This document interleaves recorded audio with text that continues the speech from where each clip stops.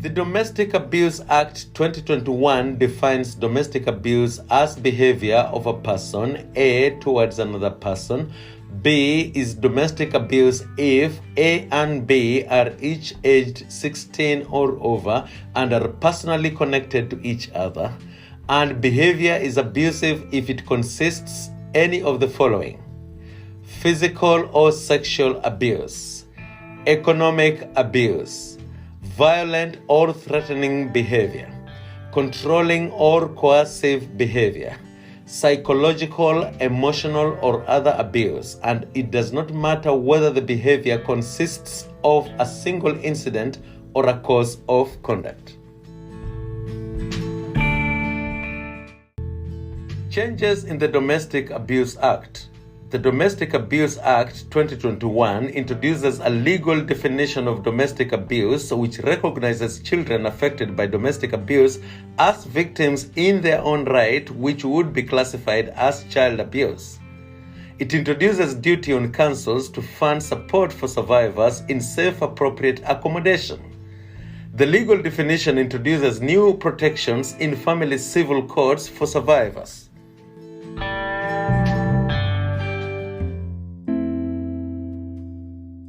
I would like to thank you all for coming to today's Domestic Abuse Awareness Workshop.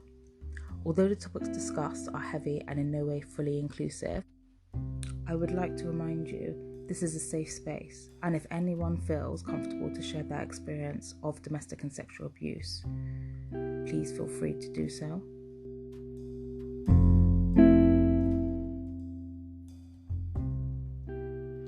Hello everyone, my name is Lucilla. I met my husband on the day we were married. At the time, I was 19 and he was 27. He immigrated to the UK before me, and I travelled alone at a later date on a spousal visa.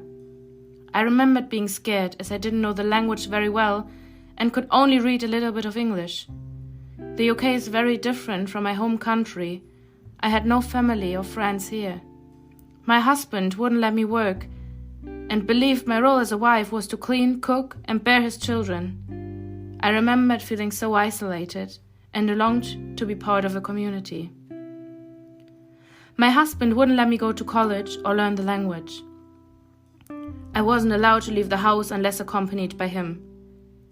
He said this was because I was very attractive and he did not trust other men. He was a jealous man, but at the time I believed him and thought he was being protective. I didn't realize I was being controlled, even though he would monitor my time among other things. It was really challenging being stuck in the house. My husband would not help with any of the daily chores, made all the financial decisions, and told me to cook and clean. I felt exhausted all the time. One day, I was out with my husband. I went to a public restroom and I noticed a poster on the back of the door about domestic abuse. I described how my partner makes me feel. So I took down the phone number, and the next day, when my husband wasn't there, I called the helpline. They provided an interpreter for me, and after hearing my story, we explored my options. I felt like a weight had been lifted off my shoulders. That day, I decided to leave and went to live in a refuge, where I received support. My husband constantly contacted my family to get them to force me to go back to him and making suicidal threats. I was constantly being told that I was going against my culture and family. This was so difficult that I even wanted to take my own life. Thankfully, I pushed on. As I went through counseling, I realized many things about my relationship. My husband forced me to have sex with him multiple times. I didn't know that this was considered rape because we were married and I felt obligated, until I was at refuge and they carried out a risk assessment exam. I was supported by an allocated caseworker. She was really welcoming, understanding, and non-judgmental. She supported me to get support from an immigration lawyer at the Domestic Violence Crisis Center in order to obtain immigration status or leave to remain for 3 months, allowing me access to benefits once I was granted and applied for indefinite leave to remain. I received counseling support to attend English for speakers of other languages class, and understand the dynamics of domestic abuse. Here I met so many other women who had similar experiences as me. We are able to support each other, and I finally feel as though I have my own community, friends, and the opportunity to work. Wow, Lucilla, that's incredibly brave of you. Thank you so much for sharing with us. Would anyone else like to share their experiences of domestic abuse with the group? I would like to go next. My earliest memory, I was maybe 5. I just always remember being scared of my dad, but not really understanding why. I mean, you don't know when you're a child. The world around you is so confusing to understand. I just always remember chaos, feeling anxious and confused. My dad would have this look. It was a look as he was getting angry. He'd then shout and call my mum derogatory names, slam doors, break things in our home. Even as an adult, sometimes loud sounds startle me. When I would go to school, I'd feel anxious. I enjoyed school, I felt safe there, but it didn't stop me worrying about my mum or what the atmosphere was going to be like when I went home. I couldn't focus at school, so I would play up. As I got a bit older, my dad would make me choose sides and relay messages to my mum as I didn't understand. That was really difficult for me. He would threaten to take me and my brother away from my mum. Looking back now, my mum was so depressed. I didn't know how to tell or ask for help. I was also frightened that it would make things worse for my mum, my brother and I. My dad would threaten us if we told anyone. The impact of such maltreatment experienced as a child still to this day impacts me. I suffer with anxiety, depression, and post-traumatic stress disorder. I have my own family now. I'd never want them to live in the fear I did as a child.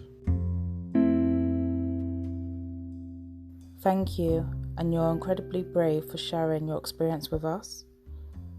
We have come to see that often the experiences of domestic abuse, directly or indirectly on children and young people, have a long-term effect on their mental health, which carries on into adulthood. There is so much more we could discuss on this, but I would just like to invite one more person to share their experience with the group before we break for the end of the day. Yes, I would like to share. The COVID-19 pandemic was really difficult, not only due to the restrictions and losing family members, but I also lost my job. At the time, I found out I was pregnant with my first child. I was ecstatic and afraid all at the same time. I had limited contact with my family and friends. I felt so isolated. I had no direct support. I was living with my partner, but the dynamics of our relationship changed during my pregnancy. We constantly had arguments about finances. In one instance, he pulled me by my hair as I was walking away. I was in shock. I didn't understand. I felt frightened. But he assured me it wouldn't happen again. He even bought some clothes for the baby to apologize, and I believed him. We talked about the pressures of the lockdown, me losing my job, and now he's been drinking more. I thought, maybe it's my fault. Perhaps I was expecting too much, and the pressures of parenthood was looming over both of our heads. I wanted to remain positive, as it was my first pregnancy, and I felt like I had nowhere to go due to the pandemic. I didn't feel as though I could confide in my family, and had worries they would not approve of the relationship, forcing me to break my growing family apart. I didn't even have space to think, as my partner was working from home most of the time. Then, it started happening more often. Slapping, punching, shoving. One day, he even choked me. He tried to excuse his behavior, saying it was the lockdown and finances. I felt so hopeless. One day, the police showed up at our door after a neighbor called and reported hearing an altercation. There was no hiding my fresh bruises, and being that I was pregnant, the officers escalated the report. My partner was arrested and I was moved into emergency accommodations for my safety. It took some time for me to speak out against my partner, but after some counseling, I realized I had to take steps to protect myself and my baby. I was allocated an independent domestic violence advisor who supported me through court and child contacts. I also continued my counseling. My baby is now a year old, and while it's not easy being a single parent, at least I feel safe. I feel free. And most importantly, I am empowered and can focus on enjoying motherhood. I have even started a new job, and I'm confident I'll be able to support myself and my baby as we settle into our new lives.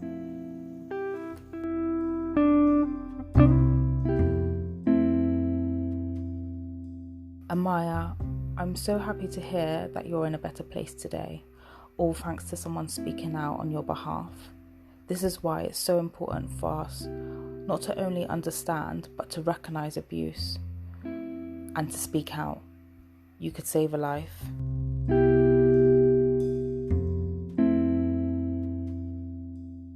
That's all we have time for today, and I would like to thank you all for being so brave to share your experiences with the group. I know it's not easy, and I'm grateful to you all for your input. I will be holding these workshops here at Africa Advocacy Foundation, and if you know anyone who will find great support in attending these workshops, please invite them to join with you next time. My name's Sherenne Collins, and I am the African Women's Advisor, part of the Violence Against Women and Girls team at Africa Advocacy Foundation. Thank you.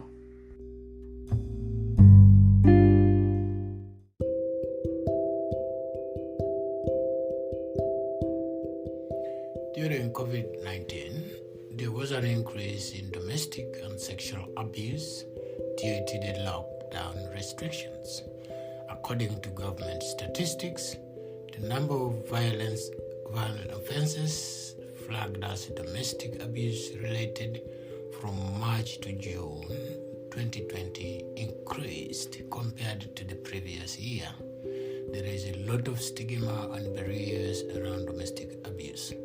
Some might say, why didn't you leave the situation? How could you let someone control you in this way? And so on and so forth. I would like to hear from the community.